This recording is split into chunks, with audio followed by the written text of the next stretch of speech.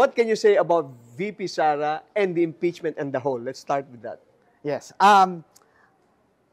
Noong December 2, kami yung unang nag-endorse na impeachment complaint. Okay. So there was a group of private citizens who were brave enough to stand up and say, magpa-file kami ng impeachment case kay VP Sara. Nireview namin at nakita namin robust yung kaso. Totoong may culpable violation of the Constitution, totoong may pang-aabuso sa kapangyarihan. So we endorsed it.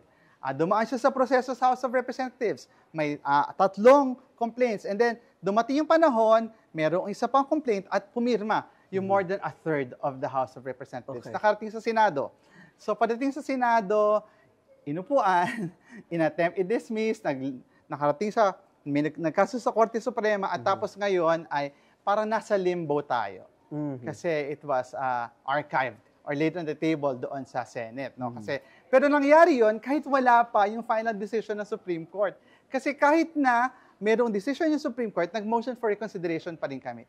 Ibig sabihin, hindi pa nare-render yung final decision. And yet, the Senate made already the decision na To i-archive it. So, parang de facto dismissal. So, sobrang nalulungkot tayo. Kasi, tingin ko talaga, the Senate failed not just the people, but it failed in upholding its constitutional duty.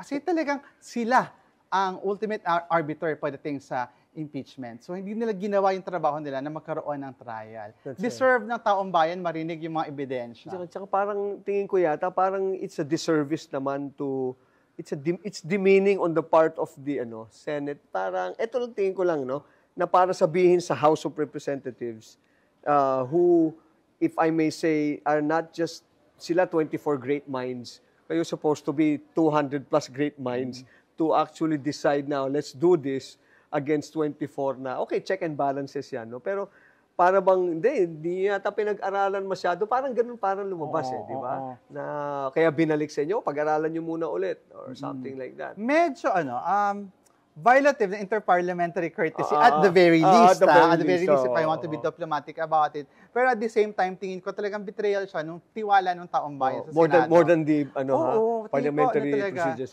Betrayal talaga. Betrayal talaga siya nung tiwala ng taong bayan. Kasi malinaw sabi ng mayore ng Pilipino, gusto naming marinig yung trial. Gusto naming litisin ninyo kasi gusto naming marinig kung totoo ba o hindi. At both sides, whether you're for or against the Vice President, gusto ng trial. Right. Kasi gusto lang marinig yung katotohanan. It's a great disservice to the truth. Even si VP Sara, sabi niya, sige, let's do it. In fact, ginamit niya pa nga niya, bloodbath. Di ba?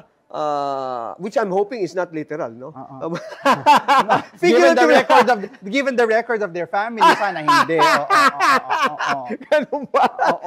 So, di ba? So, yun ang gusto niyang mangyari. So, I think she's also up for it, di ba? Parang she's up for the challenge of bringing out the truth. Di ba? Parang malaman niya. Nagtataka lang ako, yun lang talaga, yung forthwith na word is actually the key word there, na dapat immediately ginawa regardless. Siguro, hininto na lang ng Supreme Court kung... Baka nga kailang i-review yung mga dictionary, baka nagbago na yung ibig sabihin.